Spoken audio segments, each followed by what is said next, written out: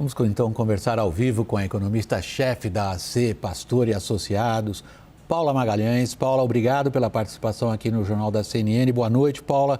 Nossa primeira pergunta, diante do que você conferiu nas nossas reportagens, particularmente o índice de atividade econômica. Qual é o sinal de alerta que soa para você diante desses números relativos a essa desaceleração do crescimento da economia? Não só o número de agosto foi menor do que o esperado, mas também a gente viu uma revisão dos dois números passados que tinham sido fortes, né? A alta de 0,9 de junho e a alta de 0,6 de julho foram ambas revistas para baixo para 0,2. O que isso significa em termos de nível da atividade? Se a gente olhar desde março, significa que o IBC-BR está praticamente no mesmo nível, né? O jargão dos economistas é que está andando de lado a atividade econômica. Então, a gente não está vendo uma dinâmica favorável na atividade econômica. Em relação à inflação, Paula, isso aí foi evidentemente, né, ele está lá para isso, uma preocupação manifestada com ênfase pelo presidente do Banco Central. Na sua análise do comportamento dos agentes econômicos, eles estão achando que o Banco Central consegue entregar a inflação dentro da meta o ano que vem? A gente acha que o Banco Central vai precisar fazer mais do que ele está, por enquanto, prometendo, né? A gente acha que ele vai ter que chegar com juros para acima de 9%, se ele quiser entregar a inflação na meta do ano que vem, né? É um trabalho que vai ser árduo, mas ainda factível.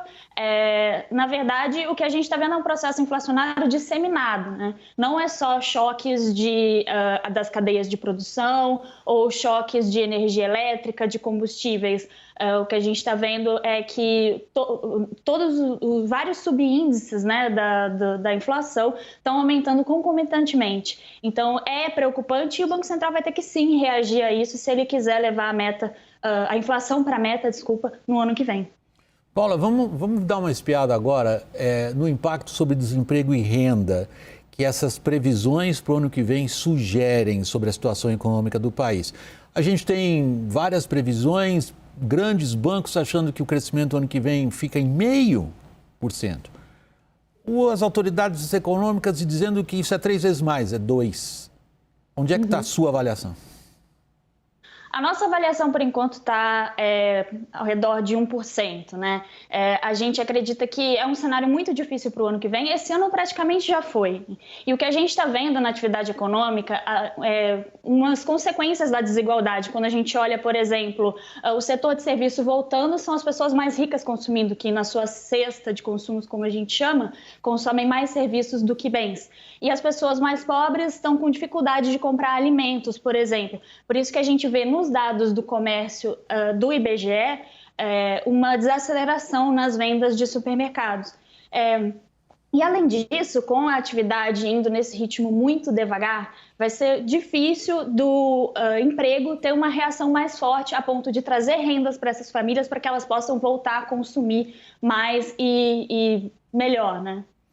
Paula, como é que você particularmente enxerga um tipo de avaliação muito corrente entre economistas, seus colegas profissionais, segundo os quais a já esperada, já precificada subida de juros, eventualmente poderia, com seus efeitos, claro, em crédito, consumo, poderia eventualmente ser compensada por uma redução um pouco mais robusta do desemprego, por exemplo?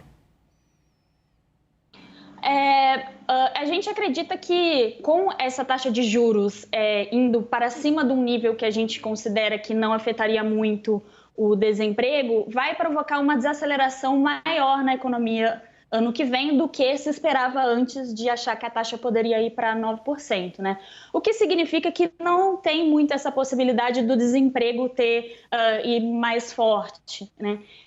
O que a gente está vendo também com relação ao emprego é bastante pessoas trabalhando por conta própria, que possuem renda menor do que, por exemplo, os trabalhadores com carteira assinada, o que também não é bom para o consumo. Então, se tiver essa volta do emprego também em cima dessa composição pior, não vai ser bom para o consumo, não vai ser bom para a economia.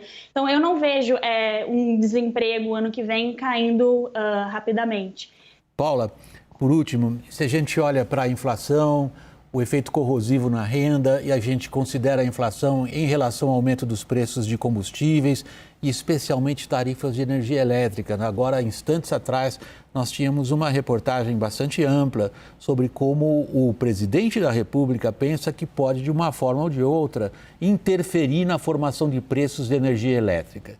Nós vimos a Câmara aprovando um texto que é uma forma de tentar conter a subida de preço da gasolina. Esses instrumentos, na sua avaliação como economista, prometem o quê? Esse tipo de intervenção acaba provocando um aumento no risco fiscal. O que a gente quer dizer com isso? O que a gente está vendo no ICMS é colocar o custo da alta dos combustíveis em cima dos estados que têm visto um superávit, né, nas suas contas de 1% do PIB, que não é visto há muitos anos. Então, como os estados estão indo bem, parecia que fazia sentido colocar esse custo da alta dos combustíveis em cima dos estados. Mas tem pessoas especialistas discutindo que não é constitucional esse projeto de lei.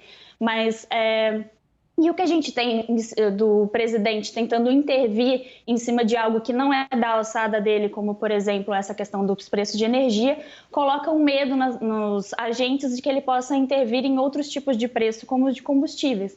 Então, só acaba por trazer mais risco, um sentimento de insegurança para os investimentos, que pode gerar aí uma nova alta do dólar e depois a alta do dólar tem repasse para a inflação. Afinal de contas, vários dos nossos produtos consumidos aqui são importados ou têm cotação em dólares, né? Não à toa, o dólar hoje está a 5,40, 5,50, faz algumas semanas já.